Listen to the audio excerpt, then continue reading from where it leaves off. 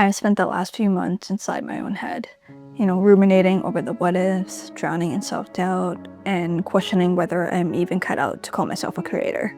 I quit my full-time job about 3 months ago to focus on creating art, and I wish I could say it was because I had gotten so successful that my only choice was to quit, but it definitely wasn't that. It was more of a wake-up call. The workload just kept increasing and it was taking up a lot of my mental load, and by the end of the workday, I had no energy to create, I had no room for my own ideas, and I was doing a lot of creative work at my job. I was doing a lot of social media, graphic design, and video editing, but even with all of that, it all just felt so purposeless. And then every Sunday, like clockwork, the anxiety would come. And that dread sitting in your chest before the week would even come. I slowly, over time, started becoming more resentful, more bitter, and I just couldn't recognize myself in the mirror, and so I quit. I know how privileged that is. What a fortunate position to be able to afford chasing your dreams. I know it's quite ridiculous and illogical, really. I'm aware. For so long, I dreamed of this moment, the moment where I'd finally have all the time in the world to just create, to not be stuck in school, and to not be grinding at a 9 to 5.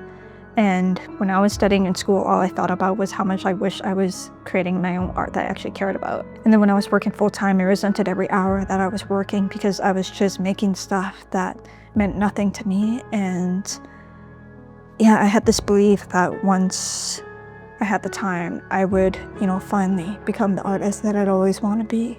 And, well, that definitely didn't happen.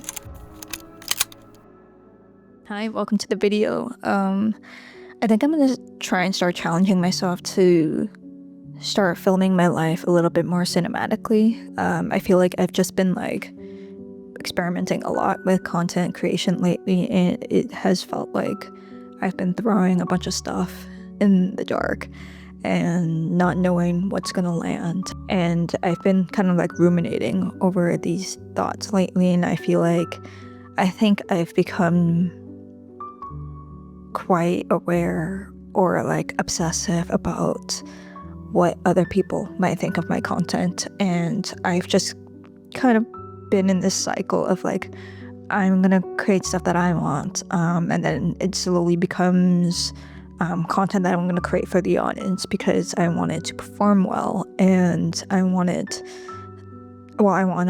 have good engagement and numbers and all that. But then it slowly over time becomes, it doesn't feel like your content anymore. And I mean, I want to change that. I look up to so many different creators, and I just feel so far behind, and I'm just not where I want to be personally.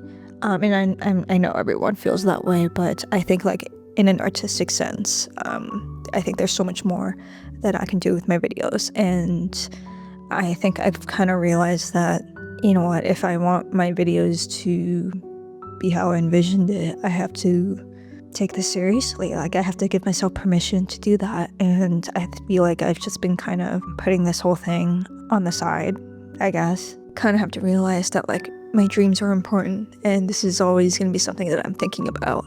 And what's the point if I don't give it a fair shot? I've been journaling a lot. I've been experimenting and consuming a lot of content. Yeah, just a lot of thinking lately. I think I just need to start bringing my camera around with me more. I need to stop giving myself excuses because I already have all the gear I need to make what I need, and everything else is just about convenience.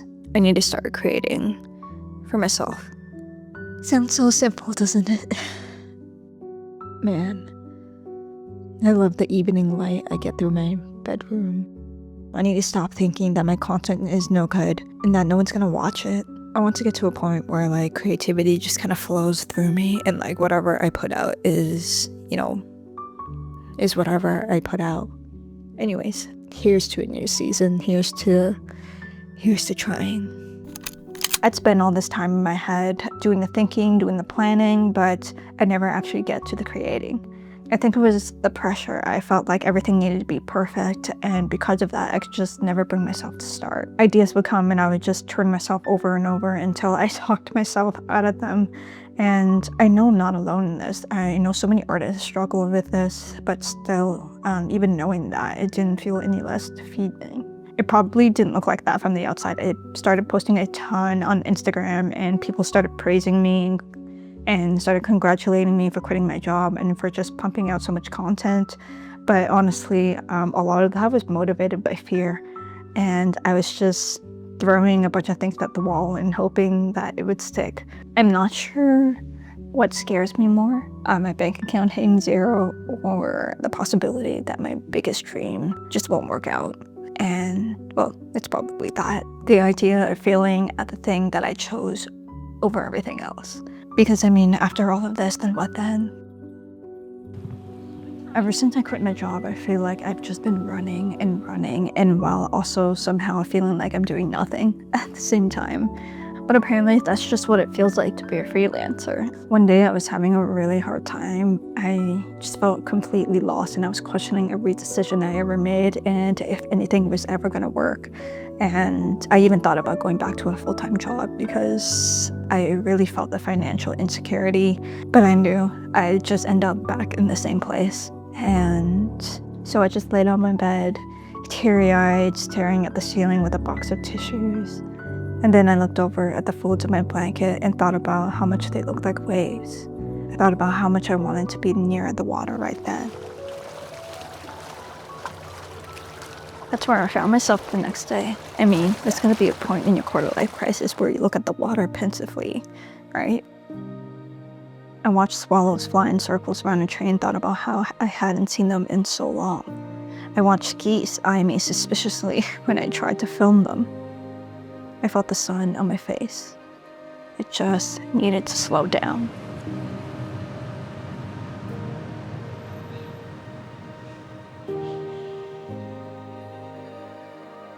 Staring at that horizon, something became clear, and the answer was simple. Just get outside. Just create, and that's it. I was feeling pretty low, but once I had a camera in my hands and I got into a flow, things started to feel easier, and then it started to feel fun, and then I was excited, genuinely excited to work with the footage. And I thought about how I haven't been filming like that in a while, with intention, with curiosity, and I had forgotten what that felt like. The hardest part is always just getting out there. To my surprise, there were a couple people who reached out to me on social media and wanted to work with me on a couple of projects. I was dealing with clients and going back and forth, which I'm quickly learning takes up a lot of time. And you know, the grass is always greener on the other side. Like, when you're working in a corporate job, you're always craving flexibility and time, but then when you're a freelancer, you're always wishing for more stability. And through it all, I was still in my head. I was comparing myself to other bigger creators and like telling myself, like, post something. You're so inconsistent. I was tired of replicating other people's work. And I was tired of creating content that didn't resonate with me. And it just didn't feel like my work, if that makes sense. So I started filming my life again, more intentionally. It didn't always go the way that I wanted. You know, missed shots, frustration, and that familiar feeling of falling short. But underneath all of it, it felt good. And even when I didn't want to pick up the camera, once I was in it, I remembered what the flow was like. I remembered why I started. I want to tell stories. I love telling stories. And I think I had forgotten that. I've been so fixated on what performs, what's good for the algorithm, and I forgot that I actually love making YouTube videos. The best part about this platform is that you can make literally whatever you want. I've also started reading The Artist's Way, and it's a book that's supposed to help you as a creative, you know, trying to remove all of your creative blockers so that you can just authentically create and be the best version of yourself as an artist. Anyways, I was reading it, and then there was something in it that stopped me.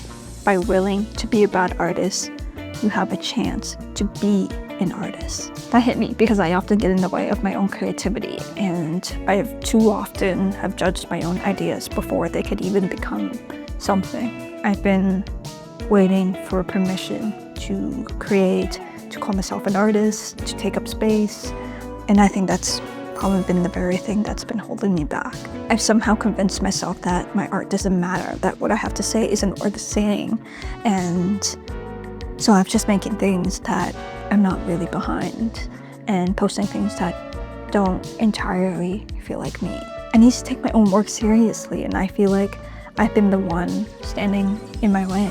Recently, I went on my first photo assignment trip, and I was sent to Stratford, Ontario, and it was a small city that I had studied years ago in my undergrad, and I never really got the chance to kind of explore the city, and I was always rushing, commuting back to Waterloo, and always wishing I had spent more time there. And now here I was being sent back, being trusted with my camera in my eye to kind of photograph the places there, and it felt full circle. I looked at this place that I wanted to know better and thought about how different my life is now.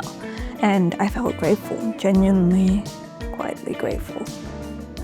I'm not exactly where I want to be, but I have to remind myself that I literally used to dream about this point in my life. All these worries that I carry right now, they were once the dream. And if the version of me as a kid could see what I'm doing right now, I think they'd be ecstatic. So I'll keep going, I'll keep showing up, and I'll keep creating.